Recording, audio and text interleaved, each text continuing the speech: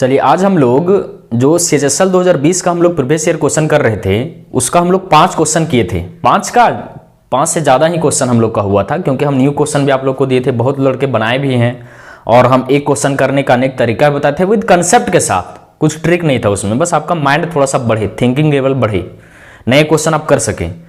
तो आज हम लोग शेष क्वेश्चन करेंगे और जो क्वेश्चन बचेंगे वो नेक्स्ट लेक्चर में हमारा खत्म हो जाएगा। मतलब एक शिफ्ट जो है 12 अप्रैल का फर्स्ट शिफ्ट हम लोग कर रहे हैं तो 3 ये लेक्चर में खत्म होगा। क्योंकि मेरा मकसद ये नहीं है कि हम केवल सॉल्व करके बस 1 घंटा का वीडियो बना दिया, आपका 2500 क्वेश्चन सॉल्व कर दें, वैसा मेरा मकसद नहीं है। मेरे अंदर ऐसा एक नेचर है ना कि हम जब भी किसी से बात करते हैं या किसी को समझाते हैं, अगर पूरी तरह से समझ में नहीं आता है ना तो हमको मन नहीं लगता है पढ़ाने में या बताने में।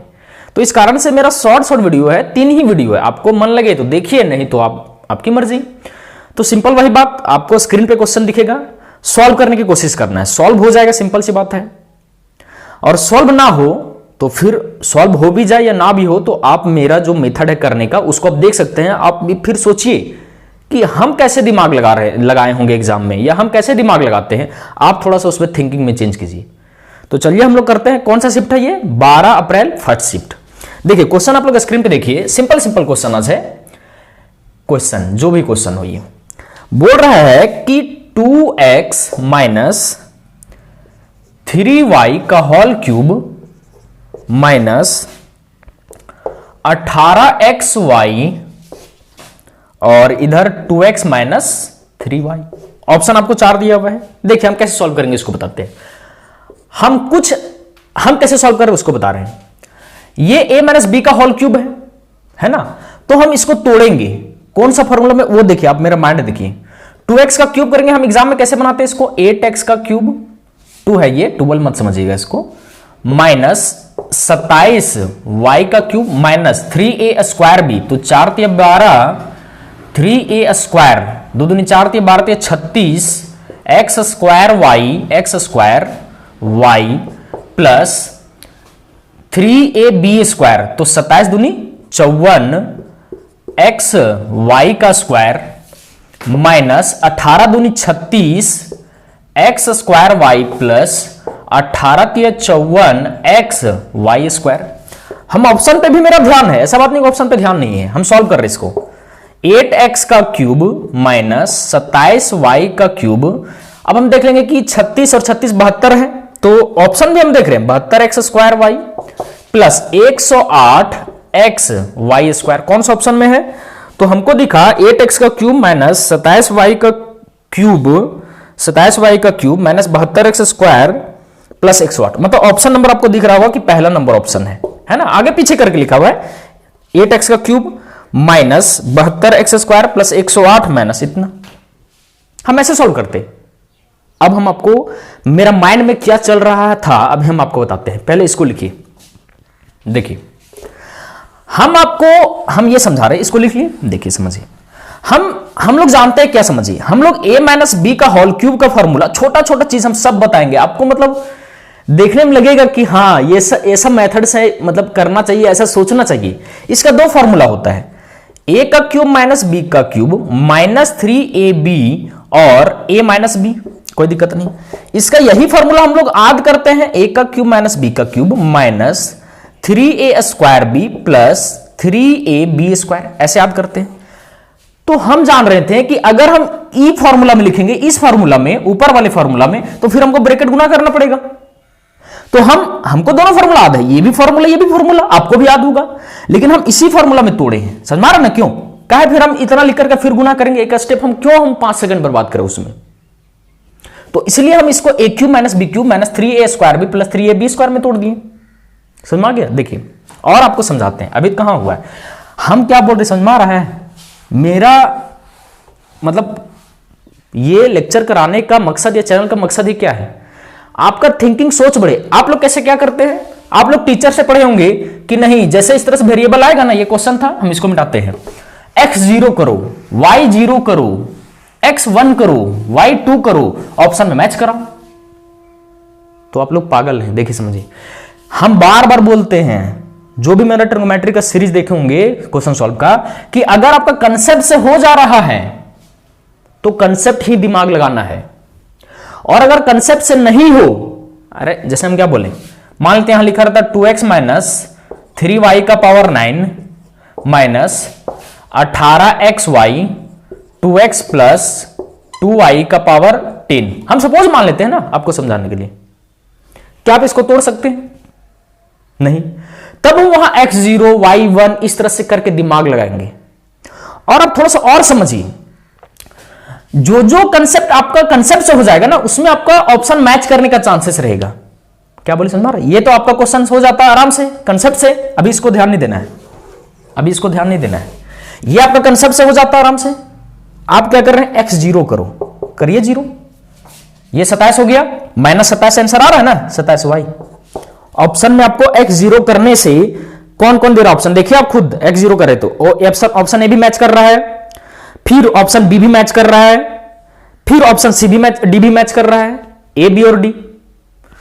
आप x बराबर, अब y बराबर 0 कीजिए, y बराबर 0, और तो कुछ कर नहीं सकते y1 वगैरह, उसका कोई फायदा नहीं होगा, y 0 कीजिए, फिर ऑप्शन मैच कर जाएगा आपका। तो यही करने के लिए आप एग्जाम में बैठे हुए हैं।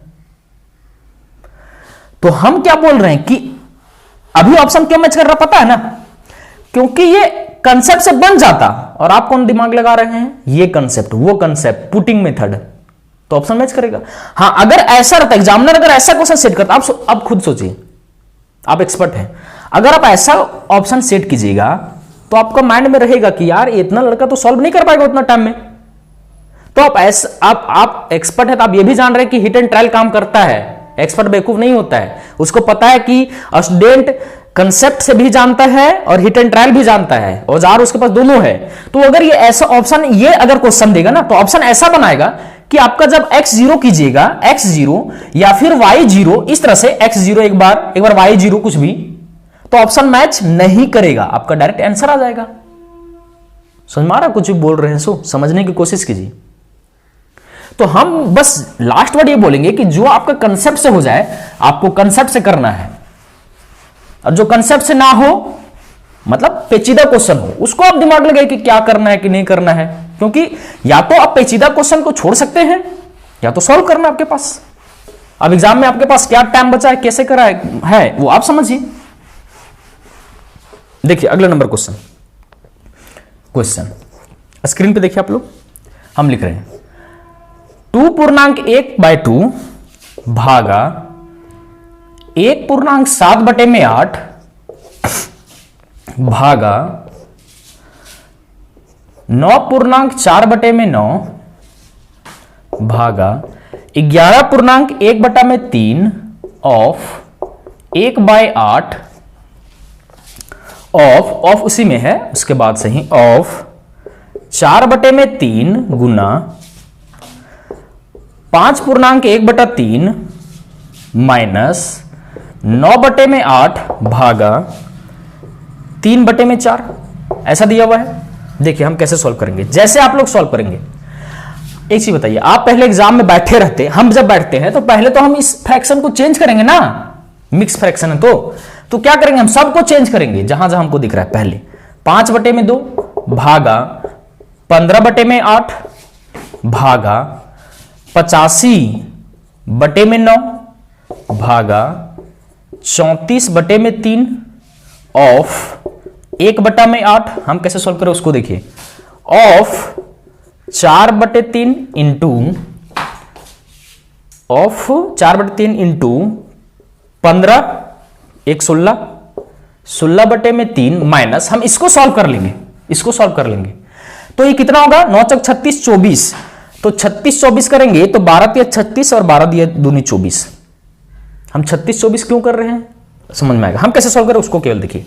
अब हम लोग क्या करेंगे, नीचे लिखते हैं उसको, इसको 8 × 40 और 15 दूनी 30 यानी 4/3 भागा, पहले हम लोग ऑफ करेंगे तो 34/24 मतलब 17, हम ऐसे लिखेंगे 85/9 भागा 17/12, ठीक, ऑफ 4/3 इंटू का साइन है यहां पे देखिए। उसके बाद ये है, थोड़ा सा छोटा करके लिख देते हैं, आप लोग कंफ्यूज कर जाएगा कौन कौन सा लाइन कहां है। 16/3 माइनस 3/2, तो इंटू यहां पे 16/3 माइनस 3/2, 3/2, जिसको लिखना है लिखिए। ठीक है, ऊपर मिटाते हैं क्वेश्चन।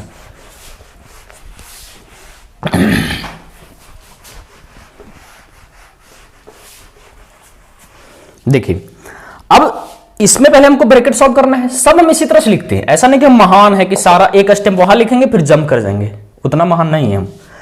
तो 17 × 5 = 85, 12/17, तो 17 5, 5 बटे में 12 9, सॉरी 12 और 17, इसको हम ऐसे लिखते हैं, है ना, 85/9, क्योंकि हमको थोड़ा सा गुना करना में यहां पे दिक्कत हो रहा है, 17 कर लेते हैं हम, ठीक है ना, ऑफ 4/3 इंटू 16/3 माइनस 3/2।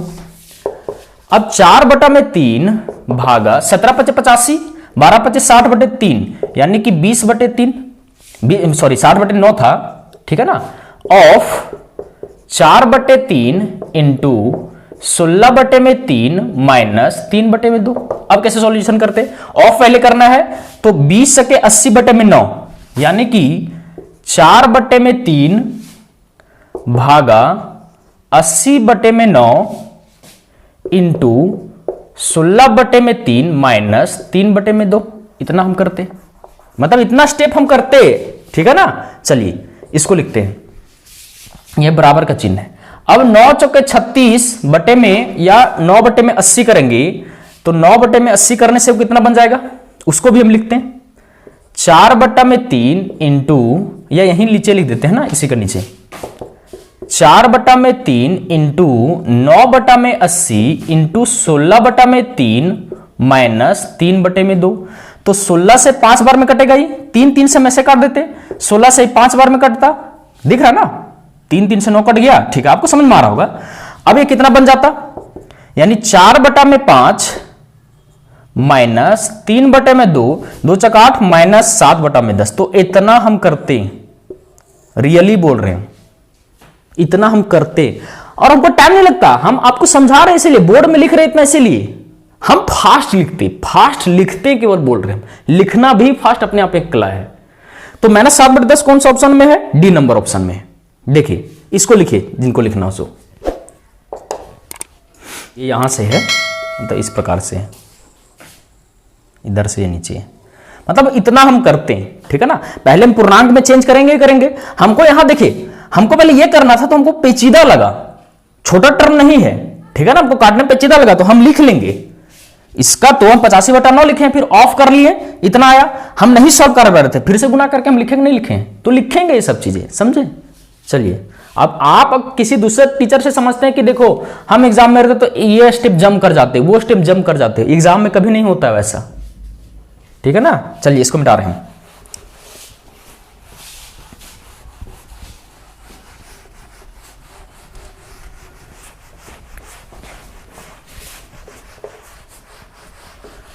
माइंड आपका कितना फास्ट चलता है एग्जाम में, उस पर भी बहुत ज्यादा डिपेंड करता है, समझे, कितना जल्दी जल्दी लिख रहे हैं। चलिए अगला नंबर क्वेश्चन हम लोग देखते हैं।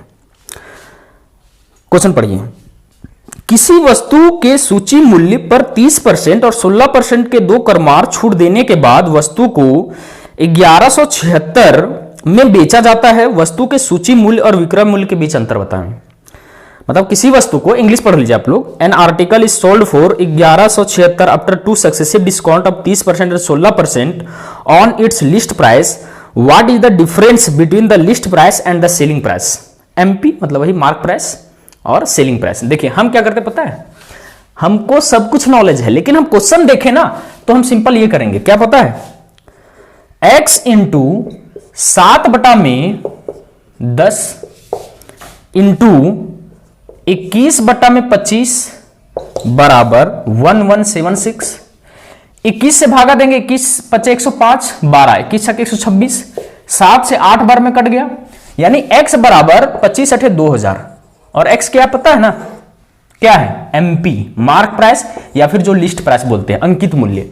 तो डिफरेंस हमको अगर निकालना है, डिफरेंस, तो 2000 में से हम लिखेंगे, माइंड में नहीं करेंगे, है ना। कोई बोल देता है कि देखो 2000 है, 1176 हम घटा करके ही 824 बोल दिए। वैसा हम नहीं करेंगे एग्जाम में, वैसे एग्जाम में नहीं होता है। हम क्या करते हैं, घटाते हैं, इतना लिखते हैं, कम से कम इतना लिखते हैं, उसके बाद हम जल्दी से घटा लेते हैं, तो 24 और 8 ये आंसर होता।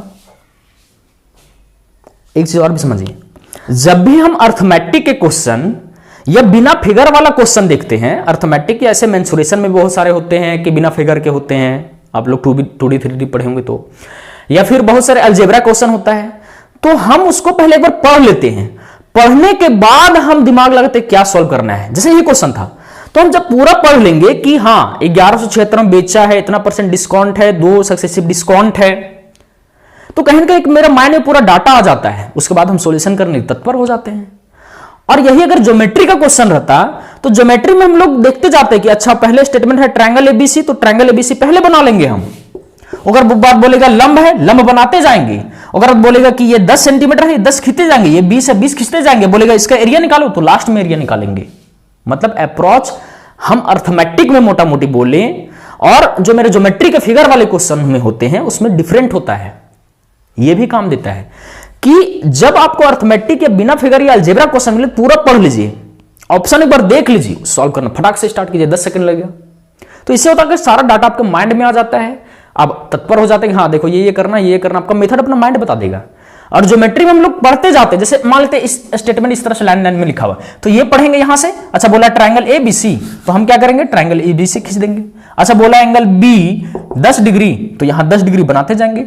फिर बोला है एंगल सी बराबर 90 डिग्री, तो एंगल सी 90 डिग्री बनाते जाएंगे। फिर बोलेगा एरिया निकालो, तो लास्ट में एरिया निकाल देंगे हम लोग। चलिए इसको मिटाते हैं। अगला नंबर क्वेश्चन पढ़िए आप लोग।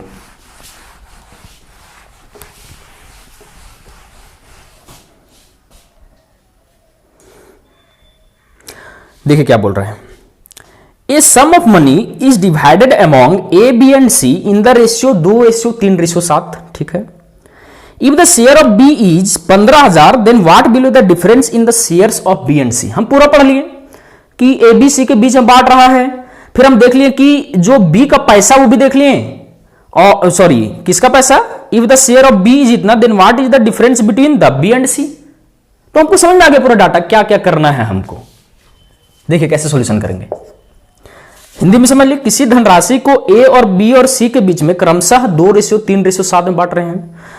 यदि बी को 15,000 मिली तो बी और सी के बीच अंतर बताना है। तो देखिए रेशियो क्या दिया है आपको, हम कैसे सॉल्व करते हैं, मतलब मेरा डिफरेंस देखिए, समझिए हम कैसे सॉल्व करते हैं, मतलब हम कंसेप्ट से सॉल्व करते हैं, है ना। मेरे पास बहुत सारा नॉलेज है, हम बहुत सारा क्वेश्चन किए प्रैक्टिस, ठीक है ना। ऐसा नहीं कि आपको उतना ज्यादा प्रैक्टिस करने की जरूरत है, लेकिन आप समझिए कि इतना नॉलेज होना चाहिए आपके पास। तो 2:3:7 अगर ये दिया हुआ है, और बी का धनराशि कितना बोला था, 15,000। हम लिखते नहीं एग्जाम में, हम देखिए क्या करते हैं सिंपल, कि हम 5,000 ऐसे लिखते हैं, 5,000, और फिर किसका बी और सी का डिफरेंस पूछा है, बी और सी का 4 है तो 20,000, बस मेरा आंसर हो जाता तुरंत। ऐसा नहीं कि हम स्क्रीन पे देखे ऐसे देखे रहते और हम यहीं पे दिमाग लगाते अच्छा ये वैसा नहीं, हम ये रेशियो लिखते कम से कम, हम ये 5,000 लिखते तब हम 4 से गुना करके ये करते। समझ में आ रहा है ना, उससे बहुत ज्यादा दिक्कत होता है। जो आप लोग माइंड सॉल्यूशन समझते हैं कि देखो कुछ क्वेश्चन का आप कोशिश करो कि माइंड में ही सॉल्व करना, उससे दिक्कत क्या होता है ना, हम बताएंगे कभी वीडियो में। बस अब देखिए हम थोड़ा सा बता देते हैं कि इसका सॉल्यूशन हम कैसे कर रहे हैं। सो कि 2:3:7 कुछ, क्योंकि कुछ नए लड़के भी होंगे, तो हमको बोला है कि बी को पैसा मिल रहा है, तो ये ए बी सी का रेशियो है, ए बी सी का रेशियो है ना। तो बी कितना हिस्सा है, 3 हिस्सा, तो तीन ही हिस्सा वो कितना लेगा, 15,000। तो एक हिस्सा कितना हो गया, 5,000 के बराबर, 5,000 के बराबर। तो हमको बी और सी का डिफरेंस चाहिए, तो 4, तो 4 हिस्सा बराबर 20,000, 20,000। तो इतना हम लिखेंगे एग्जाम में, ये तो समझा रहे आपको। यही तो बोल रहे हैं कि आप जब भी किसी से पेड पढ़ते हैं या मेरे से पढ़ रहे हैं या किसी से कुछ कर रहे हैं, आप सीखिए तरीका, लेकिन एग्जाम में थोड़ी आप एक एक करके यूनिट करके लिखिएगा। चलिए इसको मिटाते हैं। अगला क्वेश्चन आप लोग देखिए, जिनको लिखते जाना है सॉल्यूशन साथ में लिख सकते हैं, स्क्रीनशॉट लेकर के या जैसे भी।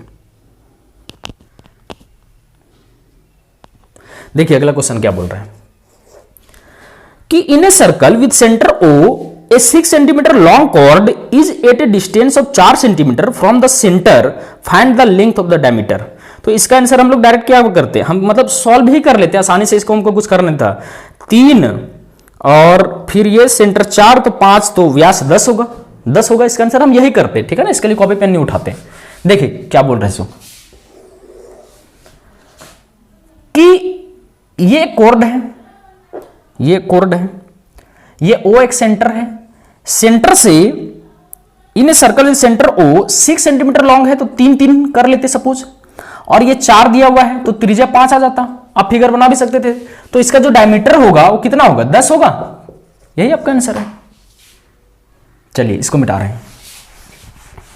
अगला नंबर क्वेश्चन देखिए आप लोग स्क्रीन पे। ए और बी किसी कार्य को क्रमशः 24 और 40 दिन में पूरा कर सकते हैं। वे एक साथ 8 दिन तक कार्य करते हैं। सी शेष कार्य को 14 दिन में पूरा करता है। एक साथ कार्य करते हुए ए और सी सामान्य कार्य का 75% भाग कितने दिन में करेंगे। तो ये अर्थमेटिक का क्वेश्चन है। हम पूरा पढ़ लिए, हमको सब कुछ समझ में आ गया, ऑल डिटेल, मतलब मोटा मोटी जानकारी तो पता चला ना।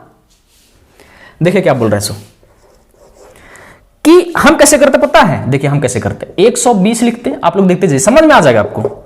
ए हम 5 करते, बी हम 3 करते, उसके बाद 8 दिन तक कार्य करते हैं तो 3 5 8 8 64, तो 64 घटाएंगे तो 36 20 56 काम और बचा है।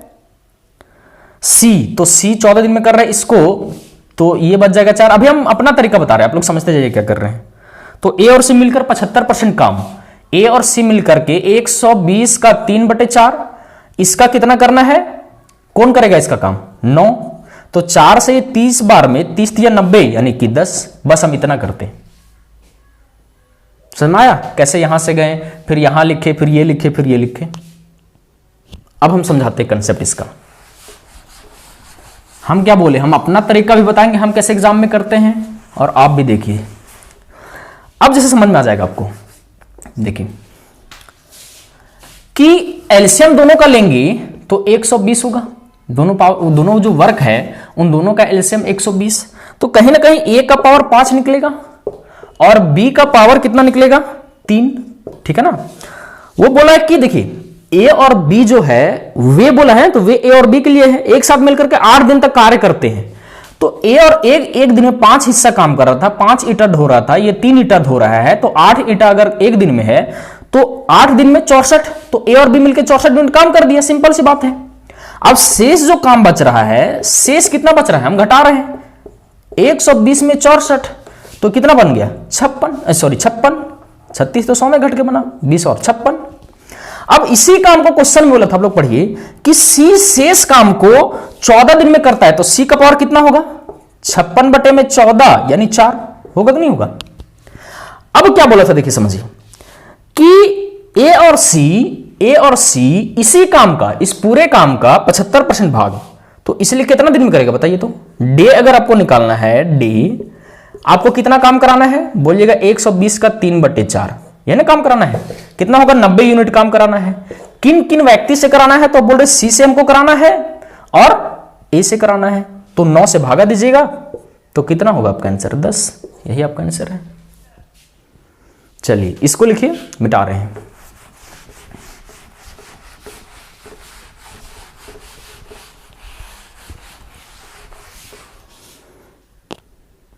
देखिए अगला नंबर क्वेश्चन देखिए।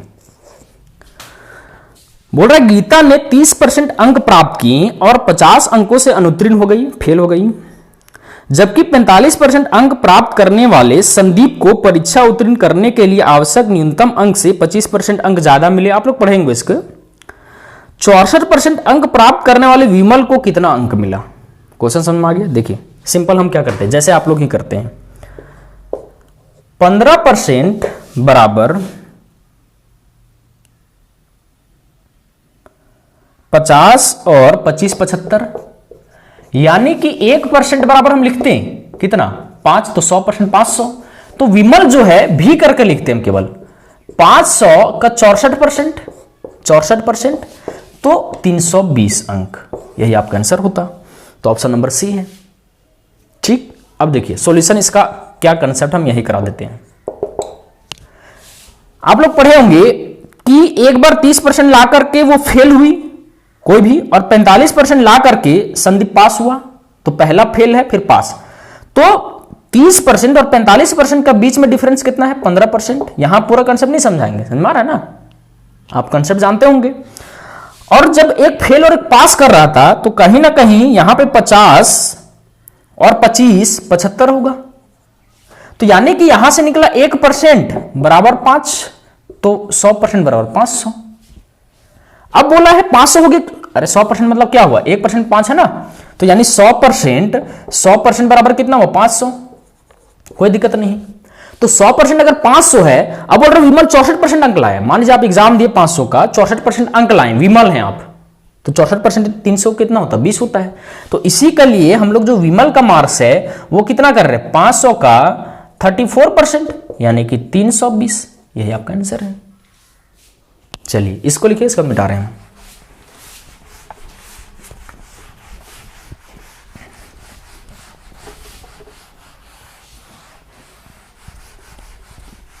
देखिए अगला नंबर क्वेश्चन स्क्रीन पे देखिए। Sulekha bought 36 kg of sugar for 1040 rupees. She sold it a profit equal to the selling price of 10 kg of it. What is the selling price for 5 kg of sugar? देखिए हम question पढ़ लिए, हमको समझ में आ गया, क्योंकि हम इस तरह से क्वेश्चन कई किए हैं, ठीक है। तो हम क्या करते, देखिए 36 का जो एसपी है वो बराबर है 36 का सीपी प्लस 10 का एसपी, यानी कि 26 का एसपी बराबर 36 का सीपी, और 36 का सीपी कितना दिया है? 1040। यानी एक का जो एसपी होगा वो कितना है? 26 चक्के 104, 4 रुपया। हमको पूछा 5 का, तो 5 का एसपी बराबर 200, बस हम इतना करते और कुछ नहीं करते। या 5 चक्के 200 हम कर देते, डायरेक्ट ऑप्शन टिक मार देते। ठीक, देखिए अब समझिए कैसे सॉल्व कर रहे हैं इसको। ठीक है, इसको इधर लिख देते हैं। 5 का एसपी बराबर 200, कोई दिक्कत नहीं। कौन सा ऑप्शन? डी। देखिए कंसेप्ट क्या हम थोड़ा सा समझा देते हैं, क्योंकि ये क्वेश्चन करने में ना बहुत को कंफ्यूजन होता है, बहुतों को कंफ्यूजन होता है। हमको भी शुरुआत में जब हम पढ़ते थे इसको कंफ्यूजन होता था, तो देखिए हम क्या दिमाग लगा रहे हैं। अब इसको पढ़ के देखिए क्वेश्चन क्या बोला, समझे। सुलेखा 36 केजी चीनी खरीदती है 1040 में। आप लोग जैसे भी देखिए, क्वेश्चन करने का अनेक तरीका है, हम सिंपल मेथड समझते हैं। क्या पता है, देखिए समझिए, 36 केजी चीनी खरीदी है, 36 केजी चीनी खरीदी है, आप बाजार से 36 केजी खरीद के लाए, 36 केजी को ही बेच दिए, एसपी कुछ प्रॉफिट जोड़ करके बेचते हैं आप लोग। तो इससे क्या हुआ कि आपका 10 केजी के विक्रय मूल्य के बराबर प्रॉफिट हुआ। प्रॉफिट हुआ ना, बस कितना? 10 केजी के एसपी के, तो वही लिखे हैं ऊपर, समझिए।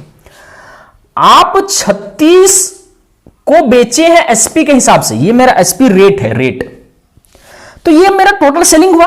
अरे 36 केजी बेचे होंगे ना, कि नहीं बेचे होंगे? टोटल 36 खरीदे, 36 बेचे, टोटल आप जितना, आप दुकानदार है जितना सामान खरीद के लाते हो उतना सब बेचते, तब ना प्रॉफिट काउंट करते हैं। कि ऐसा तो है नहीं कि आप 10 सामान खरीद के लाए और 2 सामान बेच दिए, उसका प्रॉफिट आप कैलकुलेट कर लिए, ऐसा होता है। 8 कहां गया? 8 किस रेट से बिकेगा क्या पता है। तो 36 का एसपी जो है वो 36 का सीपी कॉस्ट प्राइस है, उसमें से मेरा 10 का एसपी प्रॉफिट हुआ। देखिए ये है मेरा सेलिंग प्राइस, विक्रय मूल्य, हिंदी में लिखते हैं विक्रय मूल्य। ये है मेरा क्रय मूल्य, क्रय मूल्य, ठीक, प्लस ये है मेरा लाभ, लाभ। तो हम ये इक्वेशन बनाते हैं, मतलब यही इक्वेशन हम किए। तो इधर घटा, ये इधर आके घट गया, तो कितना बन गया? 26 का एसपी बराबर 36 का सीपी। तो 36 का कॉस्ट प्राइस है, 36 से तो हम केजी खरीदते हैं, 36 केजी का कॉस्ट प्राइस कितना दिया हुआ है? देखिए 1040। तो इसका आंसर ये निकल जाएगा, खत्म कहानी। एसपी 1 का निकल गया, तो हमको 5 का निकालना है, तो वही तो बोले 1 का एसपी 5 का एसपी निकल गया गुना करने से। चलिए लिख लीजिए, इसको लिखना हो तो आगे देखते हैं।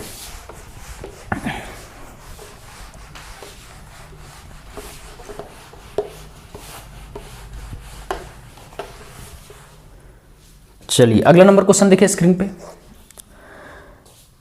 त्रिभुज एबीसी की ऊंचाई AD 9 सेंटीमीटर है, यदि AB बराबर 6√3 सेंटीमीटर और CD बराबर 3√3 सेंटीमीटर, तो एंगल A का माप बताना है। इंग्लिश में पढ़ते हैं। The altitude AD of a triangle ABC is 9 centimetre, AB बराबर 6√3 सेंटीमीटर एंड CD बराबर 3√3 centimetre, then what will the measure of angle A। Concept से सॉल्व करेंगे, कोई अलग नहीं है। देखिए समझिए, हम क्या करेंगे पता, हम बोले क्या कि ज्योमेट्री का क्वेश्चन है, तो हम ज्योमेट्री पढ़ते जाएंगे। जैसे हम पहले क्या पढ़े, द एल्टीट्यूड AD, मतलब इसे फिगर बनाना होता है ना। तो पहले बोला है कि ऊंचाई किसका, एक पूरा फुल स्टॉप तक पढ़ लिए, त्रिभुज ABC की ऊंचाई, तो फिगर हम बनाएंगे एग्जाम में। ABC की ऊंचाई AD, जैसे जैसे बोल रहे हैं हम देखिए फिगर बनाते जा रहे हैं। यदि AB बराबर 6√3 हो, 6√3 और CD बराबर 3√3, ठीक है, और इसका हाइट कितना दिया हुआ है 9 एल्टीट्यूड, तो हमको बोला एंगल A का माप ज्ञात करो। तो हम लोग जानते हैं एंगल तब निकलेगा जब E एंगल निकल जाए, एंगल निकल जाए, दोनों जोड़ देंगे। ये मेरा माइंड में आया, तो ये एंगल कैसे निकलेगा, ये राइट एंगल ट्रायंगल है, राइट एंगल ट्रायंगल मेरे दिमाग में आया। तो हम एंगल जो हम कैसे लिख रहे समझिए, पहले ये एंगल हम निकालें तो B/H, मतलब हम ऐसे लिखेंगे, देखिए एग्जाम में 6√3 और इसका मान कितना हो जाएगा, अगर हम इसको भागा दे तो 3 या 9 2√3, यानी कि ये √3/2 हो गया, और √3/2 मतलब ये B था और ये H, मतलब cos 30 डिग्री पे इतना होता है, तो ये निकल गया 30 डिग्री। यहां से आप लोग को हम समझाएंगे। उसके बाद हम यहां लिखेंगे P/B, यानी 3√3/9, यानी 3 से कटे 1/√3, तो P/B मतलब 10√3 कितना पे होता है, कुछ गड़बड़ कर रहे हैं क्या, ये P है, ये B है ना, ये 9 है, 9 3 से कटा यानी 1/√3 आ रहा है, तो 10 1/√3 मतलब यहां से भी 30 डिग्री, तो हम डायरेक्ट 60 डिग्री आंसर मार देंगे कि ये 60 डिग्री आंसर है। अब कैसे किए देखिए हम समझाते हैं, ये जो लिखे ना उसको हम नीचे समझा देते हैं। देखिए समझिए, आपको सब समझ आ जाएगा। यहां से 30 निकला, यहां से भी 30। देखिए समझिए, हमको एंगल A निकालना है, तो कहीं ना कहीं ये एंगल हो, ये एंगल हो, और ये कहीं ना कहीं ये ट्रायंगल जो है, ये एंगल इस ट्रायंगल में है। मतलब हम क्या बोले समझिए, हम जब दिमाग लगा रहे हैं तो मेरे पास कंसेप्ट है, हम फिगर में देखें और समझें कि अच्छा ये एंगल निकालना, ये एंगल इस राइट एंगल ट्रायंगल में है, तो हम ये एंगल निकालते हैं, ये एंगल निकालते, दोनों जोड़ देंगे। तो हम क्या करें, वही चीज समझिए। अगर हमको ये एंगल निकालना था तो ये B दिया था और ये H दिया था, तो B/H ये cos का फॉर्मूला होता है। अब हम समझा रहे हैं आपको, तो B कितना है 9, 6√3, तो ये कटेगा तो 3/2√3, यानी √3/2 यहां से हम डायरेक्ट समझ लेते हैं, तो ये 30 डिग्री। फिर अगला हम इस ट्रायंगल में चलते हैं। ये कौन सा ट्रायंगल में है, ये है ट्रायंगल ABD में, ठीक है। अगला हम ट्रायंगल में चलते हैं ADC में। ADC में क्या है देखिए समझिए, ये P है, ये B है, ये P है, ये B है, दिया हुआ ना। अगर ए एंगल आप देख रहे हैं तो उतना समझना चाहिए आपको।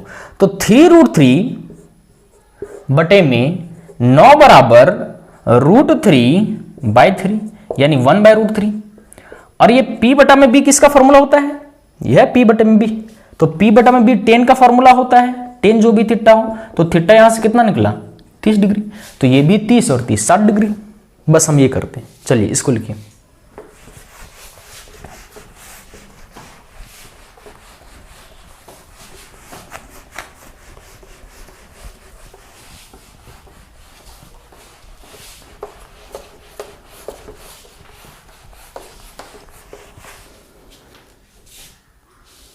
देखिए अगले नंबर DI का क्वेश्चन है कि the expenditure on interest on loans is by what percentage more than the expenditure on tax. मतलब कि जो एक्सपेंडिचर हुआ इंटरेस्ट पर, लोन देने के इंटरेस्ट पे, वो कितना % ज्यादा है टैक्स पर। तो हम लोग दोनों देखेंगे। देखिए हम क्या करते हैं, केवल ऐसे रखा रहता मेरे पास कंप्यूटर, हम यहां लिखते हैं कि 7.5 और यहां लिखते हैं हम 5, तो 25 दिए 75 और 2, यानी कि ये 3 हिस्सा है तो एक हिस्सा ज्यादा, मतलब 50% ज्यादा है। बस यही करते हैं हम। आप भी समझ रहे होंगे कैसे 50% किए। देखिए समझिए, एक्सपेंडिचर जो है कितना दिया है समझिए, तो एक्सपेंडिचर ऑन लोन हम शॉर्ट में लिख रहे हैं, कितना है 7.5, ठीक। और एक्सपेंडिचर ऑन टैक्स कितना है 5 दिया हुआ है। तो क्वेश्चन बोला था कि ये इससे कितना % ज्यादा है, तो हम घटा भी नहीं रहे, पॉइंट है ना, तो हम इसको कर दिए 25 दिए 75, 25 दूनी 50, तो ये 3 बन गया और ये 2, तो कितना ज्यादा है, 1 ज्यादा है किससे 2 से, तो 1/2 यानी 50%। यही आपका आंसर है।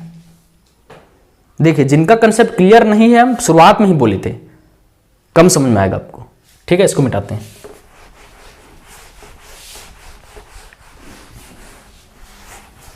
चलिए अगला नंबर क्वेश्चन हम लोग देखते हैं।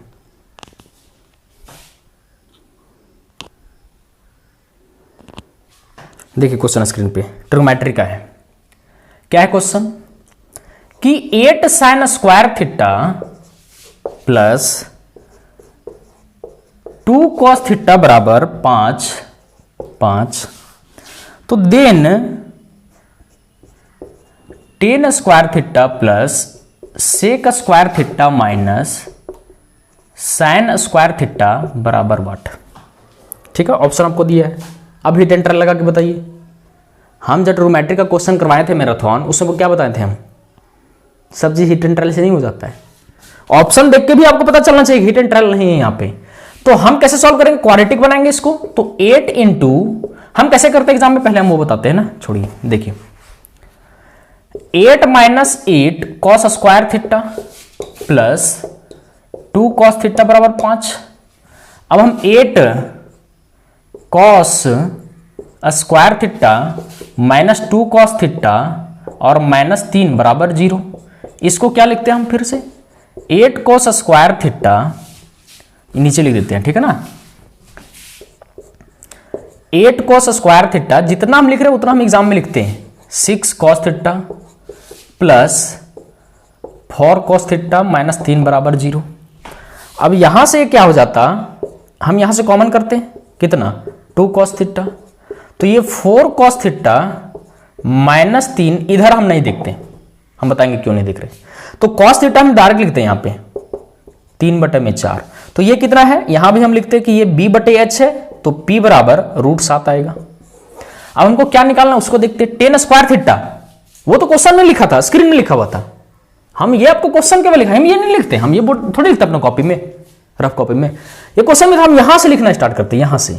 तो हम अब देख रहे हैं हमको क्या निकालना। अच्छा 10 सर p/b, तो p और b स्क्वायर कर देंगे तो 7/9 प्लस h मतलब इसका उल्टा कॉस सेक का, तो हम h b यहां नहीं देखते। हम जब 10 निकाल रहे हैं, 10 जब निकाल रहे हैं तो p/b देख रहे हैं कि √7/3 का स्क्वायर, लेकिन जब सेक देखे ना तो हमको पता है कि कॉस हमको दिख रहा है, कहा है pbh में हम करें, तो 4 × 16 और इधर 3 दिया 9 माइनस साइन स्क्वायर थीटा कितना होगा, p/h यानी 7/16, 7/16 यानी 16 7 23/9 माइनस 7/16, यानी कि 16 3 48 में 4, 16 दूनी 32 और 4 36 माइनस 9 63 16 144। तो कितना होता है ये 305/144। कौन सा ऑप्शन दिया आप देखिए जल्दी से, ए नंबर ऑप्शन है। ठीक है, तो यही आपको समझ में भी आ गया होगा कि हम क्या किए हैं। हम ये क्यों नहीं लिखे ये हम आपको बता रहे हैं, टाइम यहां बचता है, शॉर्ट ट्रिक से नहीं तो टाइम बचता है। देखिए समझिए, एक चीज और भी समझिए, हम आपको समझा रहे हैं, लिख लिए आप लोग, लिखिए जल्दी से। अगर मानते यहां पे 5 होता, 5 हो तो सकता था ना, तो 5 होता तो हम सबका एलसीएम लेते, लेकिन हम देखें कि 9 है यहां पे 9, तो हम इन दोनों को पहले जोड़ लिए, आप भी वही करते होंगे, समझ में आ रहा है जो बोलना चाह रहे सो, तो ये दिमाग लगाए। ठीक, यहां हम क्यों नहीं लिखे, देखिए समझिए, कॉस का मान एक ही आएगा क्योंकि फर्स्ट क्वाड्रेंट में कॉस नेगेटिव हो नहीं सकता है, तो अगर हम यहां से 4 कॉमन करके लिख देते, 4 कॉमन करके, तो अगर हम कुछ कॉमन करके लिख देते प्लस कॉमन करके, तो यहां तो जो ब्रैकेट यहां बनता है शुरुआत में वही ब्रैकेट यहां बनता है। क्वाड्रेटिक आप लोग जानते होंगे कि जो ब्रैकेट मेरा यहां बना है वही ब्रैकेट यहां बना, तो यहां दूसरा ब्रैकेट कौन बनता, यहां हम इसको मिटा रहे हैं, यहां अगर हम ब्रैकेट बनाते आपको समझा देते हैं, तो 2 ब्रैकेट बनता, 2 cos थीटा प्लस ये 1 है यहां पे, तो 1 से एक ब्रैकेट बनता, और एक 4 cos थीटा माइनस 3 से ब्रैकेट बनता कि नहीं बनता। तो हम इसको जान रहे हैं कि ये मेरा नेगेटिव मान देगा, क्यों, क्योंकि यहां प्लस था। तो हम जब सॉल्व किए घर में, हम समझे चीजों को, तो हम जानते हैं कि इक्वेट करना 0 से, तो ये तो नेगेटिव देगा। और वैसे भी समझिए कि आपका अगर यही पॉजिटिव दे रहा है, ये तो नेगेटिव ही आएगा। अब +1 आपको दिखा, तो हम इसीलिए ये इधर वाला काम नहीं किए थे। टाइम नहीं बचा मेरा 2 सेकंड। चलिए इसको लिखिए। देखिए हम समझा देते हैं कैसे सॉल्यूशन किए हैं, जिनको नहीं समझ में आया उनको बस थोड़ा सा समझाने में टाइम लगेगा, हिडन ट्रायल से होगा नहीं। तो हम लोग साइन स्क्वायर थीटा को क्या लिख सकते हैं, 1 माइनस कॉस स्क्वायर थीटा। तो यही आप समझिए कि 1 माइनस कॉस स्क्वायर थीटा है, तो 8 गुना हो गया, ये बन गया। अब हम क्या किए कि हम लोग जानते हैं कि क्वाड्रेटिक इक्वेशन में ax स्क्वायर पॉजिटिव होता है, ax स्क्वायर हमेशा पॉजिटिव हम लोग लेके चलते हैं, bx cx कुछ भी प्लस माइनस रहे। तो या तो हम लोग सारा को उधर लिख सकते थे राइट की तरफ, या इसको लेफ्ट की तरफ। तो हम सारा को उधर लेंगे, क्यों, इसके कारण ये भी छोटे छोटे चीज समझिए कि माइनस से तभी प्लस बनेगा। तो जब इसको ले गए तो सबको तो एक ही साइड लेना है ना, तो ले गए इसको बराबर 0 ही रखना होता है क्वाड्रेटिक में। अब इसको हम लोग जानते हैं कि 8 3 या 24 है, तो इसको 6 और 4 में तोड़ेंगे, यहां -2 है, 6 और 4 में तोड़ेंगे, लेकिन हमको -2 लाना है, तो बड़ा को माइनस में रखेंगे तभी तो बड़ा का इफेक्ट बनेगा। अब यहां से सॉल्व कर दिए। चलिए इसको मिटाते हैं। हम जब क्लास करवाएंगे ना पूरा डिटेल में हम बताएंगे, समझे, छोटा छोटा चीज बताएंगे। लेकिन आज आप थोड़ा सा मतलब जो मेंस की प्रिपरेशन कर रहे हैं, जो मेरा थोड़ा सा अप्रोच देखना चाहते हैं, उनको थोड़ा सा बेनिफिट हो।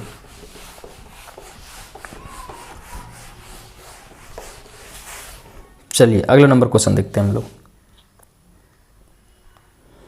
देखिए क्वेश्चन क्या बोल रहे हैं, in which year was the percentage increase in the revenue as compared to that in the preceding year below 6%। मतलब देखिए आपको पास टेबल दिया हुआ कुछ ग्राफ, उसे बोला किस वर्ष में राजस्व जो पैसा आ रहा है उसमें प्रतिशत वृद्धि उसके पिछले वर्ष की तुलना में 6% से कम थी। मतलब इंक्रीमेंट हो रहा है, लेकिन इंक्रीमेंट हम लोग कैसे चेक करते हैं, मानते हैं आप बोले कि मेरा 10 रुपये इनकम बढ़ गया, तो पहले कुछ होगा इनकम, समझ में आ रहा है, यही इंक्रीमेंट होता है। वो 6% से कम बढ़ा है, 6% से कम बढ़ा है, समझिए। आपको पास देखिए समझिए, जो रिवेन्यू है वो ब्लू कलर में है, तो हम पहले लिख देते हैं, एक 320 रेवेन्यू है, एक रेवेन्यू 350 है। हम कैसे सॉल्व करते हैं वो हम आपको बताते हैं, सिंपल सी लॉजिक। देखिए हम आपको कैसे सॉल्व करते हैं वो हम बता रहे हैं, उसके बाद हम आपको समझाएंगे कि हम ये दिमाग कैसे लगाएं। हम लिखते हैं 2015, पहले ये लिखते हैं, उसके बाद 2016 ये लिखते हैं, उसके बाद 2017, उसके बाद 2019 लिखते हैं। ये हम क्यों लिख रहे हैं आप भी समझ में आएगा, हम एग्जाम में ऐसे करते हैं, ठीक है ना, फुल टू फुल। और ये कितना होता फिर 30/320, और 16 में कितना होता, ये 30/335, ठीक है। 17 में कितना बढ़ा है, तो 20/380, और 19 में मेरा कितना बढ़ा है, 20/280। तो हमको ये दिख गया, हम जैसे लिखे नहीं ये इसको, तो ये कितना है 1/19। तो 1/19 को जब हम सॉल्व नहीं करते, मतलब हमको दिख जाता, तो 19×5 = 95, फिर 19 दूनी 38, इस तरह से मतलब 5% ही होता। तो ये तो आपको क्वेश्चन में बोला था कि कौन से ईयर में ऐसा वृद्धि हुआ है कि वृद्धि केवल 5% का, मतलब वृद्धि 6% से कम हुआ है। तो हम अब सब सबको नहीं देखेंगे, इसको नहीं देखेंगे, क्यों, क्योंकि अरे कोई ना कोई एक ऑप्शन ना हमको क्या बोल रहा समझ में आ रहा है कि कौन सा ऐसा ईयर है जिसमें 6% से कम की वृद्धि हुई है। तो 17 में नहीं हुआ वृद्धि 6% से कम, तो हम इस सबको काहे देखे जब हमको यही आंसर मिल जा रहा है। तो काहे हम इसका भी सोचते रहे कि 300/32 करो, फिर 300/350 करो, फिर इसको भी मतलब इसको भी सॉल्यूशन करो। 14 है, 1/14% है, तो 7% होता है। तो हमको जब 6% से कम यही दिखा तो हम इसको टिक मार दिए, सबसे हमको कोई लेना देना नहीं रहा। अब हम आपको और समझाते हैं, समझ में आ गया। अब देखिए, अब यहां पे हम आपको लॉजिक समझा रहे हैं। सपोज कीजिए कि क्वेश्चन पूछता कि बताओ कौन सा ऐसा ईयर है जिसमें सबसे ज्यादा इंक्रीमेंट हुआ है। अच्छा, आप लोग को ये लग रहा होगा कि हम 18 क्यों नहीं लिखे, है ना, आप एग्जाम हॉल में बैठे हुए हैं, 18 आप क्यों नहीं लिखे, उसमें समय बर्बाद क्यों नहीं किए आप। देखिए जो 2018 उसमें कमी हुआ है, तो हम 18 क्यों लिखे, और 2018 जो कमी वाला चीज है ना उसमें कमी है, तो इसलिए हम ईयर भी लिखे हैं 15, 16, 17, 19, ताकि हम जब सॉल्व करें तो हमको पता तो चले कि 2017 कहां है, 2016 कहां है, 2015 कहां है, 2019 का है। क्योंकि कुछ कुछ टेबल में कमी भी दिख रहा है हमको, और हमको केवल इंक्रीमेंट पूछा है। तो हम जो 15 है और 16 है और 17 है और जो 19 है, इसमें इंक्रीमेंट हुआ था, तो हम इसलिए ईस्वी लिख दिए कि जब भी हम सॉल्व करें तो हमको पता चले ये तो है 5%, लेकिन कौन सा ईस्वी है ढूंढते चलेंगे पीछे कि कौन सा ईस्वी में, देखो 5% कम है, बताओ कहां कहां 2019 18 क्या लिखे थे सो। तो इसी कारण से बोल रहे कि ईस्वी लिखते जाना है आपको। ठीक, अब समझिए और लॉजिक हम समझाते हैं। अब बोलिए 2014 कहां लिखे, अरे यार वो बेस है, वहां से बढ़ना सबका स्टार्ट हुआ है, तो 2014 का पीछे को कोई दिया था प्रीवियस। अब क्वेश्चन में मेरा अप्रोच चेंज हो जाता, अगर पूछता कि बता सबसे ज्यादा इंक्रीमेंट किसमें हुआ है, कौन सा ऐसा ईयर है जिसमें, कौन सा ऐसा साल है जिसमें पिछले वर्ष की तुलना में सबसे हाईएस्ट इंक्रीमेंट हुआ है। तो हमको क्या करना पड़ता फिर हाईएस्ट में, सभी को सॉल्व करना ही करना पड़ता। ये सब चीज आप ध्यान में रखिए, छोटा छोटा चीज हम कैसे सॉल्व करें वो भी बता रहे हैं। अब पूरा तो बेसिक नहीं बताएंगे, देखो ये 1/19 5% काहे होता है, 100/19 करके, वो चीज नहीं करना है, ठीक है ना। ये इस क्लास में कम से कम प्रीवियस ईयर में हम ये समझा रहे हैं कि अगर पूछता सबसे ज्यादा इंक्रीमेंट किस साल में हुआ है, तो सभी साल में इंक्रीमेंट है, तो हम सब सॉल्व करना पड़ता हमको, तब देखते हैं कि किस साल में इंक्रीमेंट हुआ। तो हम उसमें ऐसा नहीं कि हम दिमाग लगाते, हम क्या करते, देखिए सबसे ज्यादा इंक्रीमेंट पूछ रहा है तो हम ये 3/32 करते, 0 कट गया, ये 3/35 होता, ये कितना होता 1/19, और ये कितना होता 1/14। अब हम गुना करते 35 थी 105, 32 थी 96, मतलब इसमें ज्यादा इंक्रीमेंट है। आपको पता होना चाहिए कि क्रॉस गुना करके ये 35 थी 105 और इधर वाला 32 थी 96, ये किस कंसेप्ट पे काम करता है आपको पता नहीं है कि क्यों करते हैं, लेकिन ऐसा होता है मेथड कि क्रॉस गुना करते हैं, जो बड़ा वो बड़ा है, तो यहां बड़ा है, ये खत्म, अब इसको लेन देन नहीं हमको। 19 थी 57, 32, फिर यही बड़ा है, फिर 14 थी 42 और इधर 32 से कम 32, तो फिर यही बड़ा है। मतलब सबसे ज्यादा इंक्रीमेंट इसी में होगा, ऐसा नहीं कि हम इसको परसेंट निकालेंगे, समझ में आ रहा जो बोल रहे सो। सबसे छोटा बोलता तो अपना हम हिसाब से देखते, सबसे छोटा कैसे करते, देखिए सबसे छोटा अगर पूछता तो ये 3 में कितना लिखा था 35, तो हम देखते इस 35 थी 105, 32 थी 96, मतलब ये तो छोटा है, ये तो खत्म। सबसे छोटा ना हमको देखना, मतलब ये जो है फ्रैक्शन इससे छोटा है, तो ये तो छोटा नहीं हो सकता सबसे। 19 थी 57, 35, ये 35 है, ये 57 है, मतलब ये छोटा मिल रहा है, खत्म। 14 कम 14 और ये 19, तो ये सबसे छोटा हुआ 14, तो यही मेरा आंसर होता। 1/19 कौन सा, यही तो 5% है ना। चलिए इसको अब लिख लीजिए, या लिखना नहीं है इसको, अगले नंबर क्वेश्चन में आते हैं। तो ये बोल रहे ना कि आप मेरे अप्रोच से बहुत कुछ जानकारी सीख सकते हैं, कैलकुलेशन कैसे जंप करना है, क्या करना है, क्योंकि हम सारा चीज कंसेप्ट से पढ़े हैं, ठीक है ना, और कंसेप्ट से पढ़ने से अपने आप जंप कर जाते हैं स्टेप। अगले नंबर क्वेश्चन देखते हैं हम लोग।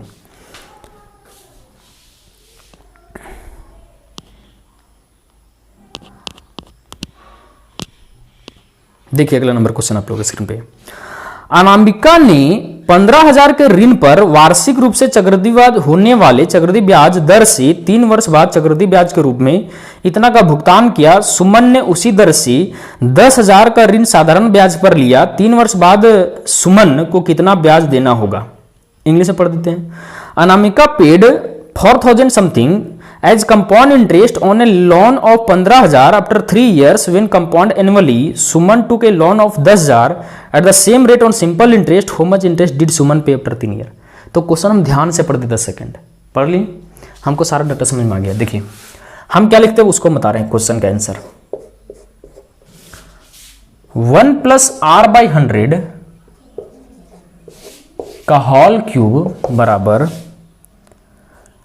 19,965 डिवाइड बाई 15,000। अब हम क्या करते 15 एकम 15, फिर 4 इधर 15 × 45, फिर 4 इधर 15 × 45, 1 से कटता और ये 1000 है, तो 11/10 हम 11/10 लिखते भी नहीं, हम डायरेक्ट लिखते r बराबर 10%। अब 10% है तो 10 या 30 देख लिया, 3,000 कौन सा ऑप्शन में है, मेरा डी नंबर ऑप्शन हो गया। यही करते हैं हम, यही करते। अब हमको समझाते हैं, r 10% निकल गया ना, और सिंपल इंटरेस्ट पे पूछा था। अब मेरा काम है कि आपको समझाना, तो देखिए समझाते हैं। सॉल्यूशन क्या होता समझिए। पहले आप लोग ट्री मेथड समझे हैं सॉल्यूशन करने के लिए कंपाउंड इंटरेस्ट में, और बहुत सारे आप सक्सेसिव भी परसेंटेज समझे हैं, ये भी फॉर्मूला समझे, लेकिन आप ये नहीं समझे कि कब किसका यूज करना है। देखिए समझिए, ट्री मेथड तब काम करता है ना, जैसे मान लेते हैं प्रिंसिपल बोल देते हैं कि 15,000 है, 15,000 है, ठीक।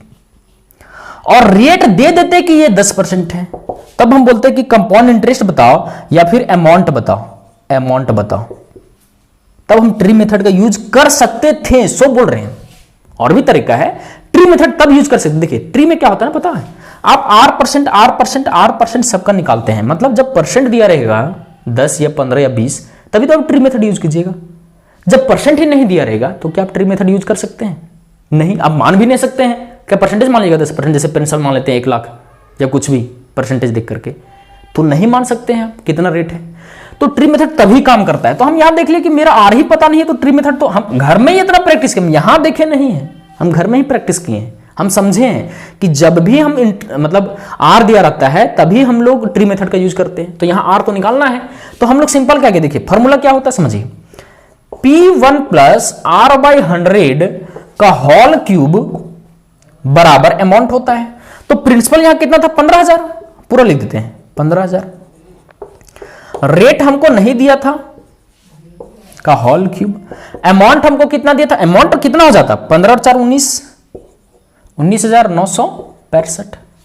यानी कि जब हम इसको सॉल्व करें तो 1 प्लस R/100 का होल क्यूब बराबर 19,965 डिवाइड बाय 15,000। अब देखिए हम यहां क्या लॉजिक लगाएं।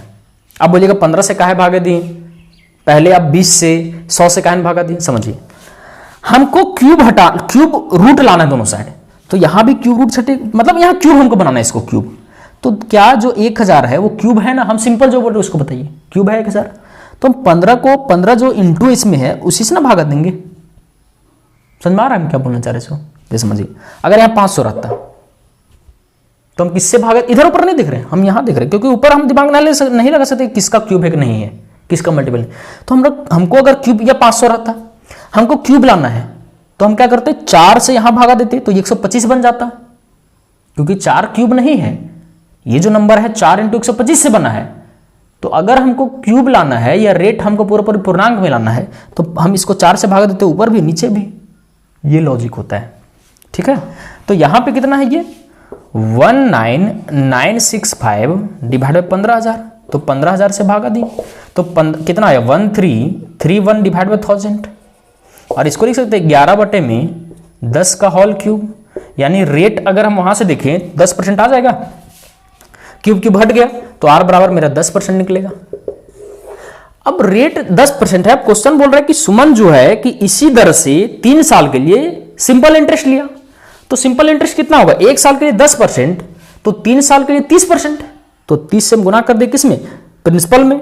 10,000 लिया था कर्ज, वो 10,000 कर्ज लिया था सुमन, कितना 3 साल के लिए 10% से, तो 10% 1 साल, तो 3 का 30, और फिर हम गुना कर दिया 30 ही देखे, बस हमको 3,000 पता चल गया। चलिए तो आज हम लोग यहीं तक रख देते हैं, नेक्स्ट और कितना क्वेश्चन बचा हम देख लेते हैं। 5 क्वेश्चन हो चुका था कल के क्लास में, पिछले क्लास में, तो 6 हो चुका है, 6 5 के बाद 6 7 8 9 10 11 12 13 14 15 16 17 18 क्वेश्चन हम लोग का हो चुका है ना। तो 7 क्वेश्चन नेक्स्ट क्लास में कंप्लीट कर देंगे। तो आशा करता हूं कि आप लोगों को कुछ ना कुछ नया सीखने को मिलेगा। देखिए समझिए, हम बार बार बोलते हैं, हम जो मेथड से पढ़े ना, उस मेथड वो जेन्युइन मेथड है, उस मेथड से आप लोग पढ़ने की कोशिश कीजिए। ऐसा नहीं, देखिए समझिए, ऐसा नहीं कि हम पूरा विद्वान है कि हम 100 क्वेश्चन जो आता है मेंस में या कहीं भी पीटी में 25 क्वेश्चन, उसको हम तुरंत सॉल्व कर लेते हैं बिना देखे हुए, बिना कैलकुलेशन किए हुए। इतना मेरा फास्ट नहीं, हम रेंज में है कि जैसे एसएससी का डिमांड है हम उतना दिमाग लगाते हैं, उतना कंसेप्ट रखे, उतना कैलकुलेशन रखे हैं। तो अगर ये वीडियो अच्छा लगा हो तो लाइक और सब्सक्राइब कीजिए और शेयर भी कर सकते हैं। तो आज तक के लिए बस इतना ही, धन्यवाद।